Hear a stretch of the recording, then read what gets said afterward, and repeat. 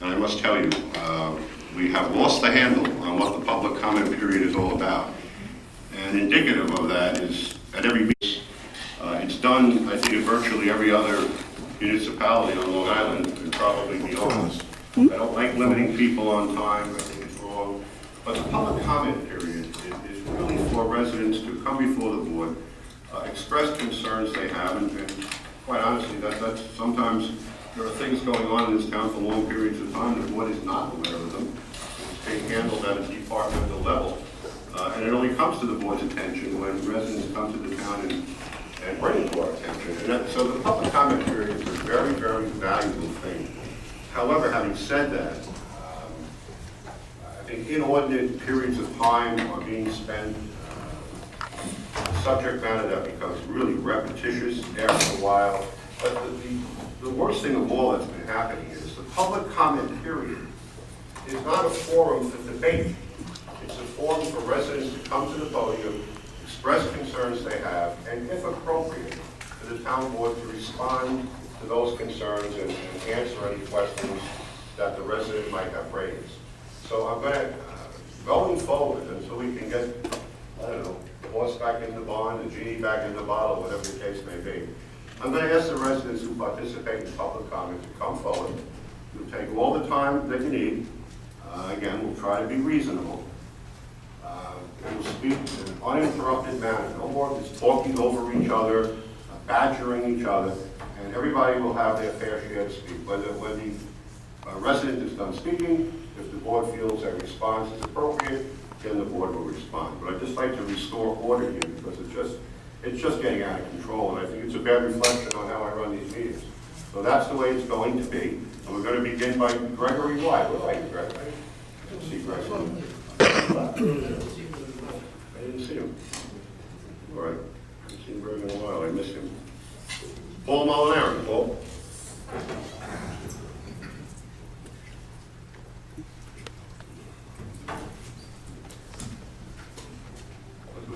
You sent a letter or two framing some issues to the town board today for discussion. And she asked if she could... Can I come up there to reply to what you say? You mind if I come up so I could answer you? Yeah, you can come up for the moment, but I'm going to let... Yeah, I just don't know what you're talking about. Okay, so you don't remember that you sent us 2 letters? Emails. Emails, I'm sorry. Oh, everybody? Yes. Okay. Councilwoman Leslie came forward and asked to speak with regard to those 2 emails. So if you just sit for a moment, we'll hear from Councilwoman Leslie, and then the floor will be yours. So, Councilwoman? Thank you, Supervisor. So we're in receipt as a board and as the supervisor as well of 2 emails, one on May 19th and one on May 20th, both of which asked us to review a variety of files and information. And I have to be honest that it really did pique my interest, and I wanted to look back. I looked at everything, that was attached to your emails, and I even went back and tried to look at the progression of the case from the beginning so that I could get a better understanding of what was going on. Sorry, what case? Well, we're not going to do that, Robert. Let her speak, and then all right, I don't know if you have any questions, we'll deal with it afterwards. Go ahead.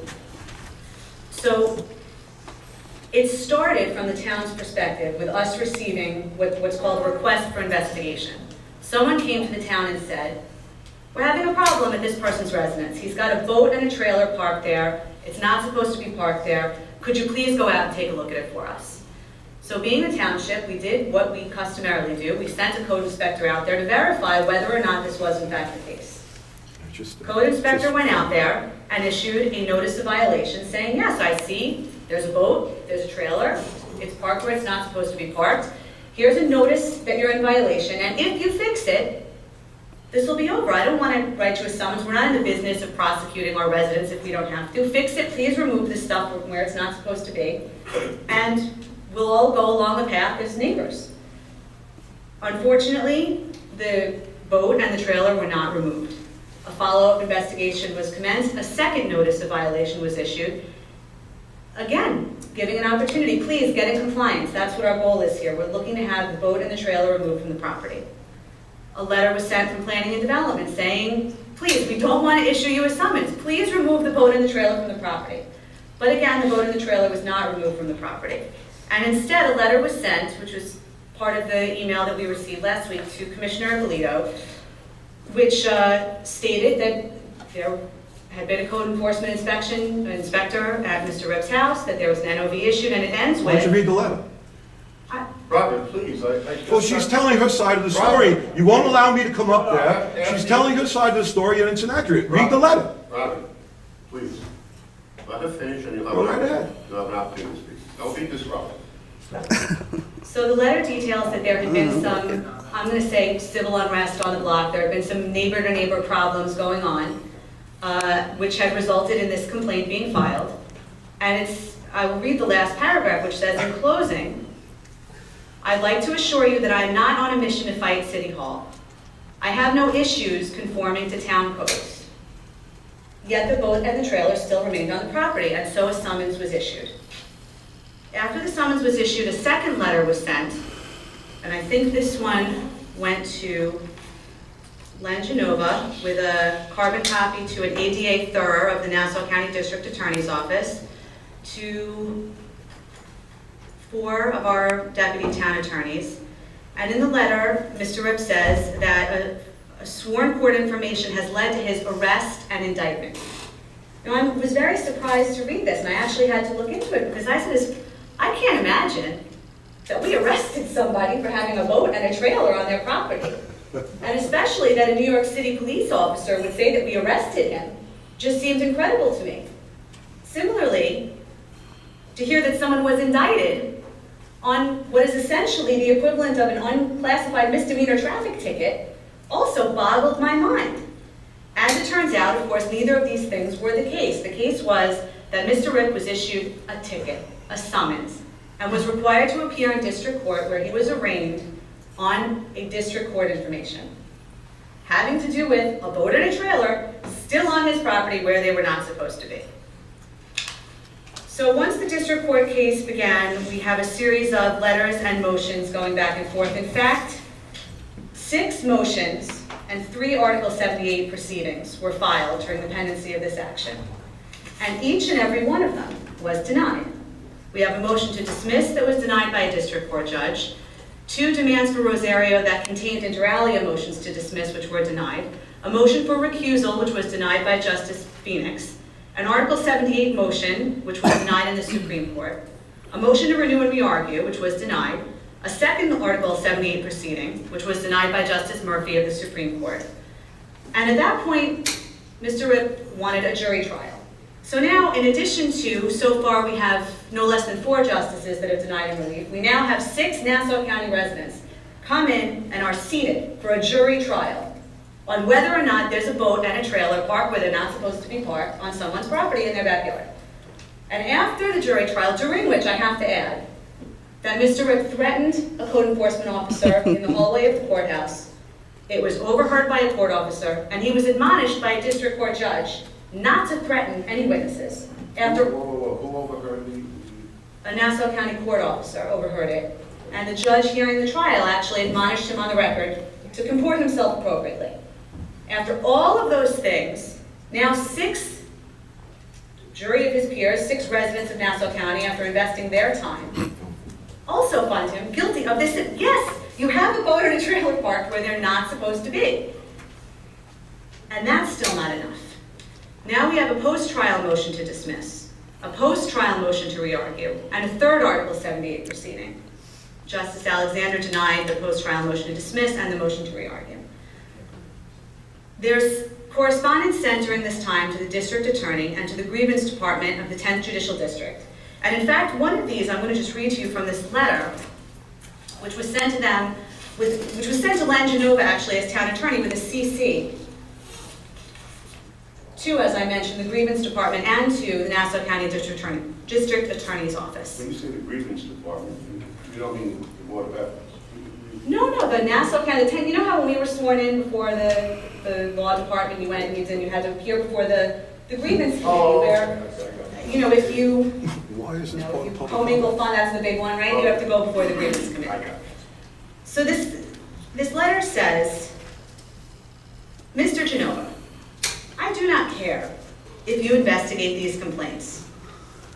It is not my job to ensure that you act correctly. I do not expect a resolution to these issues from your office. but instead rely on the Nassau County District Attorney and the Grievance Committee of the 10th Judicial District to determine whether my allegations have merit. So that all goes on. We have the third, Article 78, we already went over Were this. complaints pending with the DA and the Judiciary Committee at that point?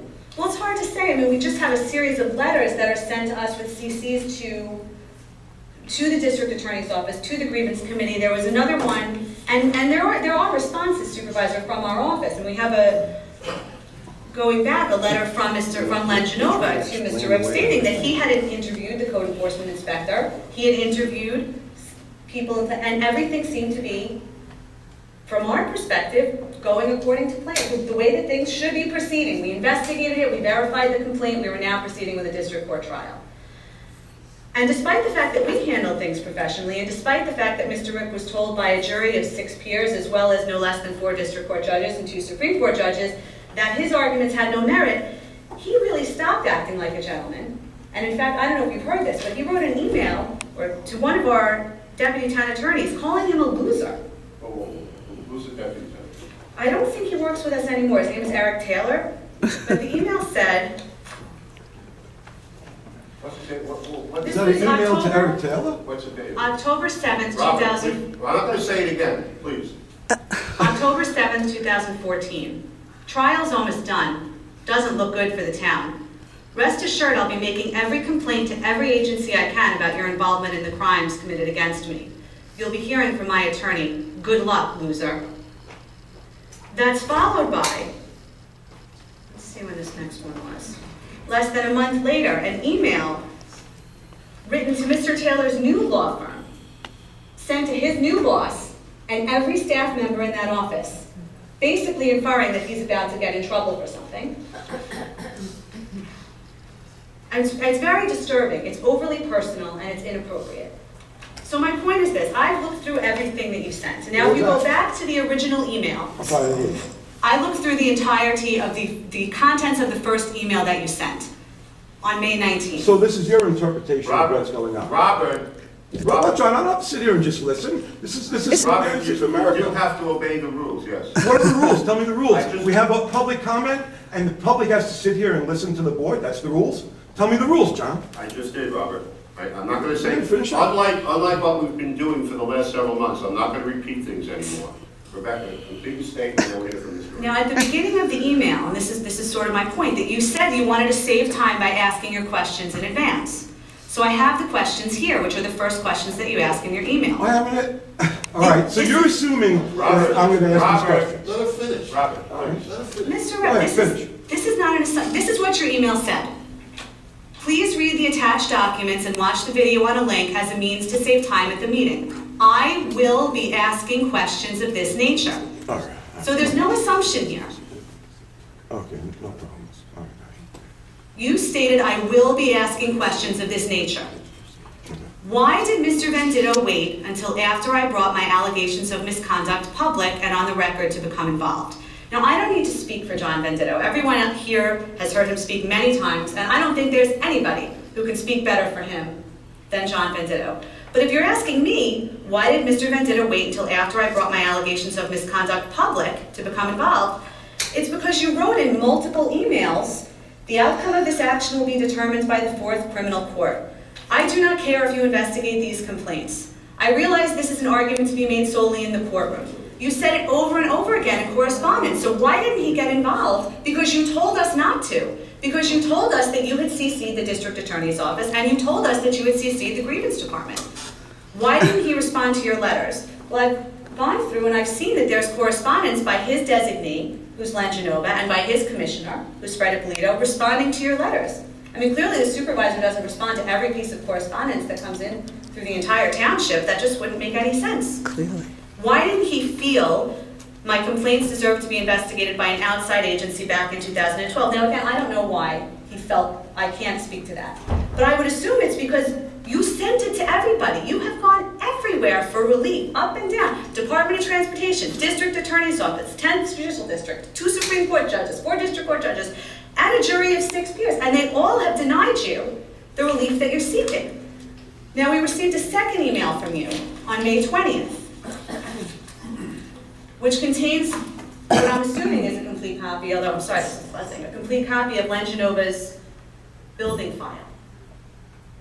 And you are asking essentially why? What is the difference? What is the difference, council people, between me and between Len Genova? Len Genova failed to file for a permit renewal that he needed. Why should he get special treatment? Why is he being treated differently?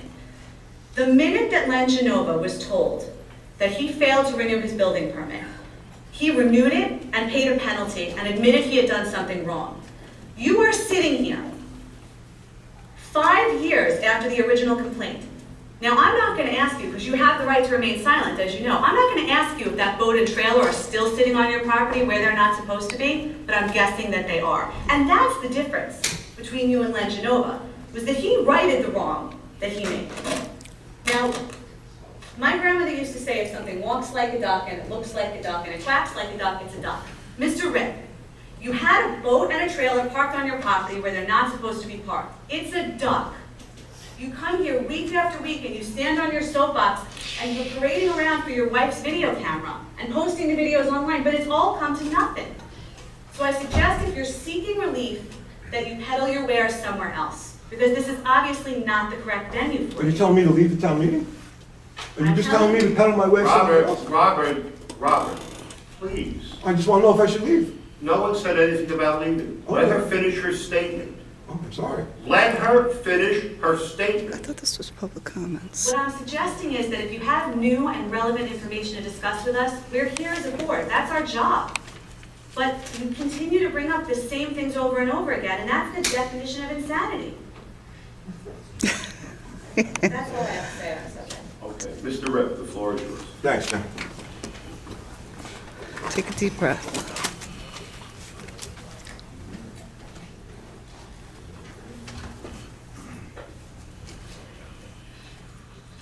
Hi, how you doing? The thing I wanted to do was, I just want to take a second, and I wanted to apologize for something in the last meeting. I got a little mistaken, and I misinterpreted. I realized that you did explain to me that the Ethics Board Commission doesn't receive any fee. I realized at the end of the meeting, I was a little bit, so I just want to bring it up. Listen, things get, there's a lot of turmoil, things get, No need to screwed, whatever, so. And I did want to say thank you to Ms. Johnson, Pinto, and Macchignon, did I pronounce that correctly? For replying to the emails. I really appreciate your replying. What I wanted to speak about today was, I want to bring up the Ethics Board, okay? I'm really concerned. I believe the Ethics Board is a complete failure at this point, and I'd like to take a minute and explain to you why. I have the resolutions here with me. I don't think I'm going to need to read them. The Ethics Board, they've been appointed by the town board. I mean, actually, I will need to take these out, if you don't mind. We have the chairperson, Mr. Nagy. He was recommended back in '98 by the deputy supervisor. And then we have in 2006, Len Genova was recommended, Len Genova recommended Frank DiStefano and Jeffrey Ehrlich to Frank DiStefano and Jeff Earl. right, and Jeff Ehrlich also does some legal work for the town, doesn't he? He's the deputy town attorney. Right, and then of course we have Mr. Venditto, you yourself and Mr. Marks suggested Mr. Genova to be placed on an ethics board too. And my point is that there's just the possibility of an inherent conflict of interest. Everybody on the ethics board has been appointed by the town board or forwarded by town members. Quite frankly, I think Mr. Genova should be removed immediately just because of the fact that he's a town officer. And this, it's just like I say, it's an inherent conflict of interest. I also believe that obviously the ethics board members, the reason that they need to go is there could be a time when they might be having to make a decision about the people that put them up there. I feel strongly that we need to have public ethics board meetings. I asked you at the last meeting when the last meeting was. Were you able to did you mind if I ask you if you're able to find out when the meeting was? No, I didn't. All right, thanks. My point is, I don't really understand what the ethics board is doing. In my opinion, I mean, it seemed like it took the fact of me coming up here and actually reading my ethics board complaint to the town before they acted on it. I don't understand why they wouldn't just take action on their own. They should be following up on current topics like that. I was also explained, I'm sorry, I just have to step away for 1 second. I apologize.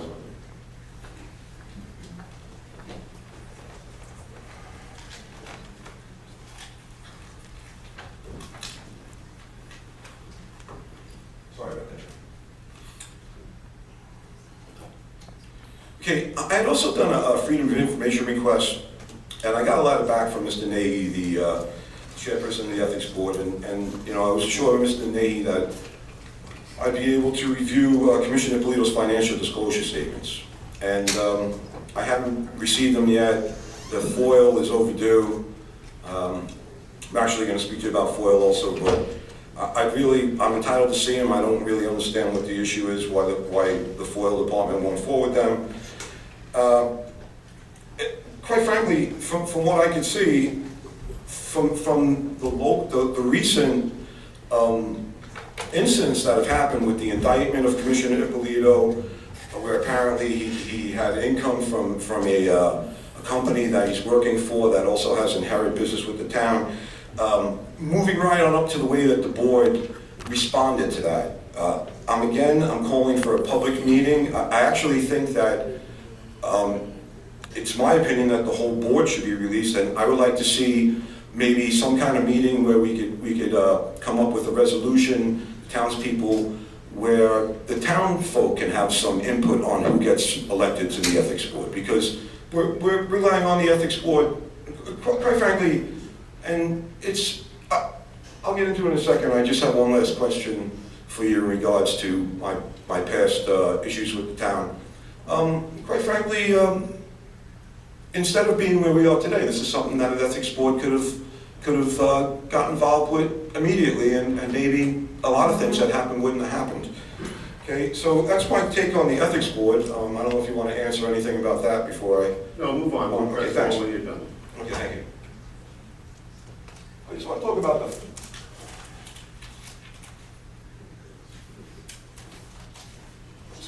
the FOIL. I really can't understand. I don't really know how else to put this, but I mean, all I can say is that the FOIL department in the town's a failure also. I really don't understand. I have like 17 FOIL requests that I mean, some of them are simple things, but my point is, for instance,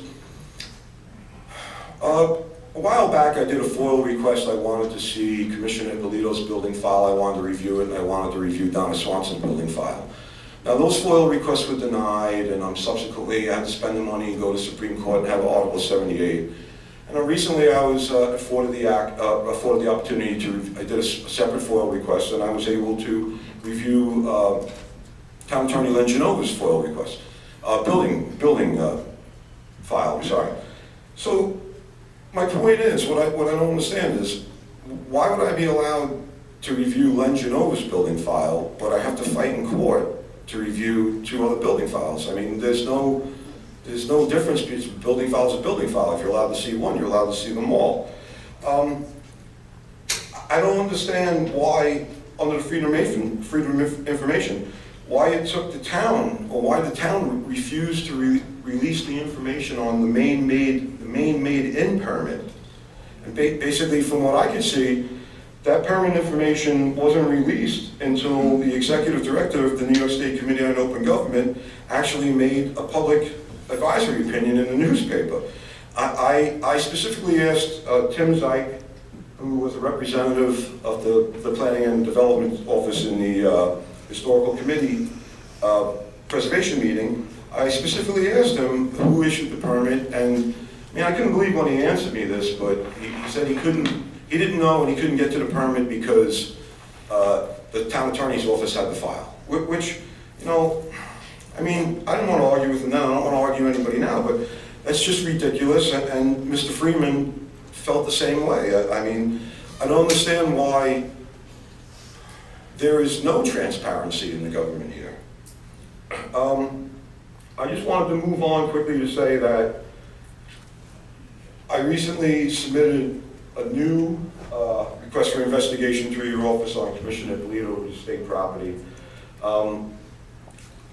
It turns out we've discovered that the information's been released that Commissioner Ippolito issued the main maiden permit to Angelo Corva. He's the architect for the builders that are building the main maiden. He's also a known business acquaintance of Mr. Ippolito's. Back in 2011, Mr. Ippolito got history, or Commissioner Ippolito got credit with taking the lead on a Clean Start Task Force plan to rejuvenize the Nassau Coliseum area, and he actually brought Mr. Corver into that transaction. And I just want to stop for a second because I just have two quick questions here. I understand, Mr. Venditto, that you were on the Clean Start Task Force representing the town of Oyster Bay also. I know I participated in some public meetings regarding the site, but I don't remember being formally designated to a committee, but it's possible. I'll check. Right. You move on, I'll check into it. Would you know, was Commissioner Ippolito on that committee as a representative of the town of Oyster Bay? Robin, I really don't remember. You move on, I'll check into it. Oh, thank you very much. Okay, so my point is, with the main made in, I mean, I know from personal experience that when you have an attorney, the builder doesn't submit the plans and the permit applications and deal with the town of Oyster Bay. It's the architect that does that. So basically, and you correct me if I'm wrong, but from what I can understand is that Commissioner Ippolito issued the permit for the maid in to his acquaintance, Angelo Corva, who, number one, Commissioner Ippolito is on the committee for the historical preservation, and Mr. Corver is a past committee member in another township. I don't understand how the commissioner could just issue this permit knowing that it wasn't, it's not the way that it was supposed to go according to the rules. I really don't understand how the commissioner can just, I mean, and to me, in my opinion, he's thumbing his nose at all of us, to you, to the board, to everyone. I mean, here we have the commissioner of the department that's entrusted to enforce the codes of the laws of the land, and he just does whatever he wants. And it just seems that it's okay with everybody.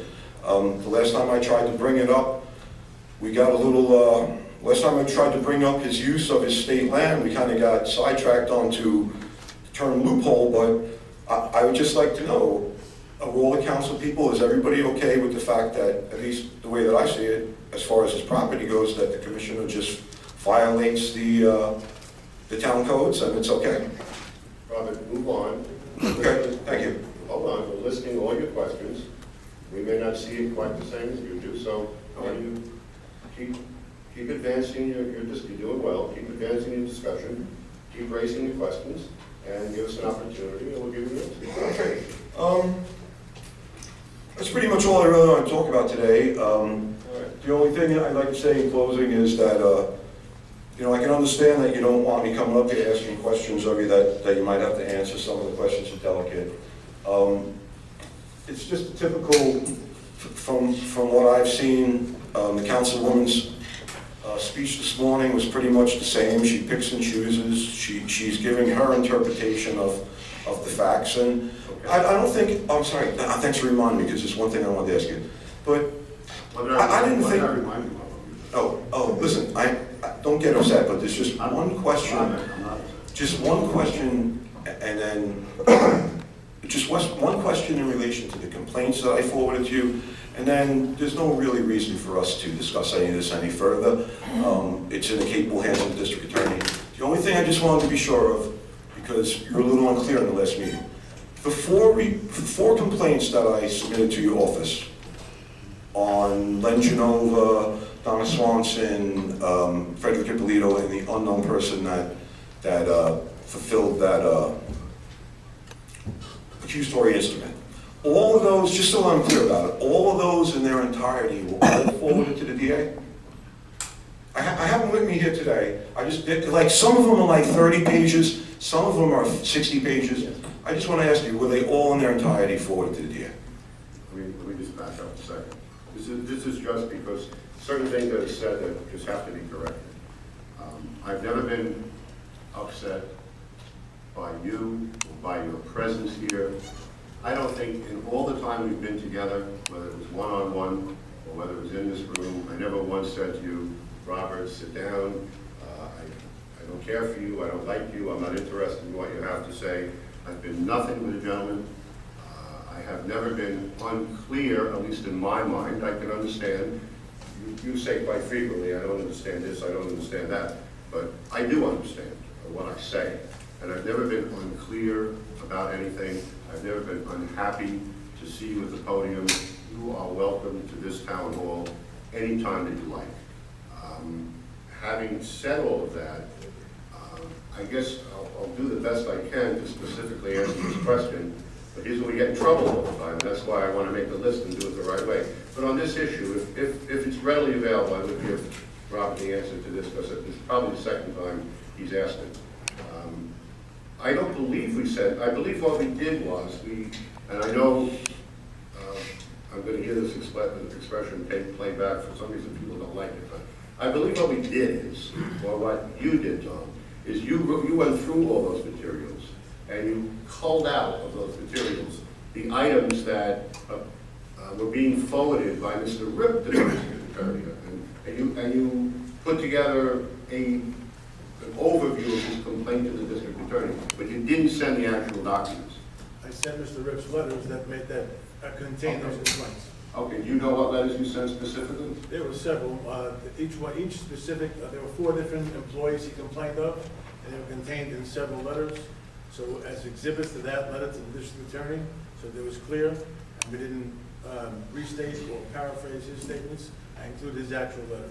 All right, can you, for the next time we're together, or in the interim, if you can get it to Robert, can you identify the letters that you sent to the district attorney? Not a problem. Okay, well, so we'll get that. So the point is, just so I'm clear, I submitted these complaints to you, but you didn't submit them in their entirety to the DA. I think we just answered that. We're No, going to find out what was said. Keep in mind, Robin, I think and again, I don't want to do what I said we shouldn't be doing, but there are points of information that we need to discuss. If a resident writes a letter to me, and I see it, because many of the letters that I get, obviously I handle at the staff level, as yours was for many years. If there is something in the letter that might indicate that I, or any town employee, or really, I guess anybody in the world, really, but if some kind of wrongdoing of a criminal nature is pointed out in the letter, the town has an obligation to forward that letter to the district attorney. You follow that? So I think what happened, I'll let you help me in a minute, Tom, but if this doesn't apply, you'll say so.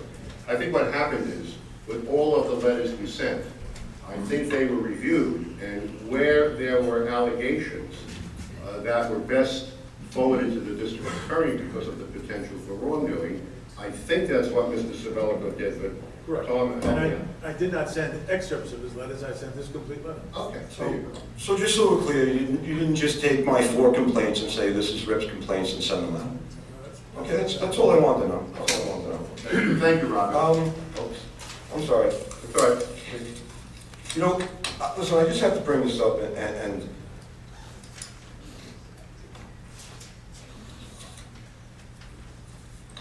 I believe that my documented history with the town will speak for itself at some point. I'm not going to sit here and... No, I think it's... hold on, let me finish now, John. Speak quite loudly, I want to assure you, go ahead.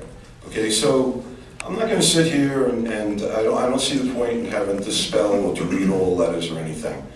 But I just want to tell you that, from my experience, you and the board members, the town attorney's office, have failed me as a resident of the town of Oyster Bay. And I think you're failing a few other people. I feel it's my duty to let you know I feel that way. Okay, we thank you so much for your input, Robert. Thank you, John. You take care. You did. Cheryl, oh. Consent.